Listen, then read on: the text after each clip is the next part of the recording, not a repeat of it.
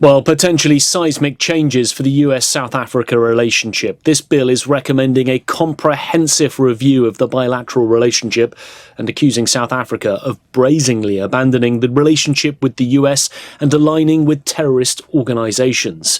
It was suggested by Congressman Ronnie Jackson, who celebrated Tuesday's victory of it passing through the committee hearing by saying the days of allowing our so-called allies to walk all over us are over.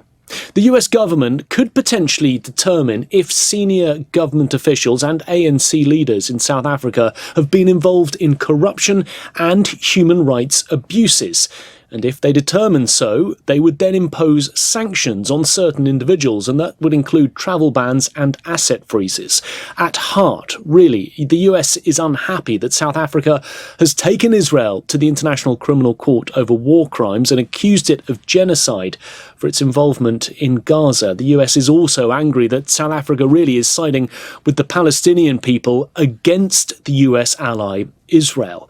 They're also saying that South Africa has undermined US national security interests. They've given the example of carrying out joint military drills with Russia.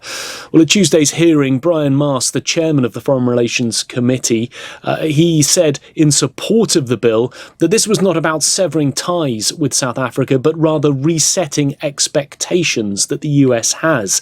Democrats, though, pushed back. Gregory Meeks said that President Trump had disproportionately targeted South Africa and was trying to embarrass President Cyril Ramaphosa. Now, it still has a way to go. Tuesday's hearing was called a committee markup. It was in the House Foreign Affairs Committee. They voted to move it forward, which means at some point the full House of Representatives will vote on this. It's unclear when it will happen. They're now on recess until September.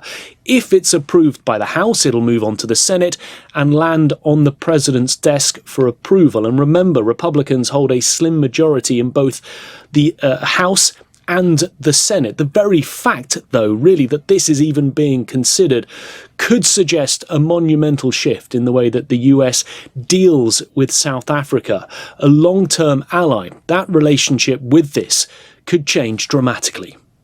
Nick Harper, SABC News, Washington.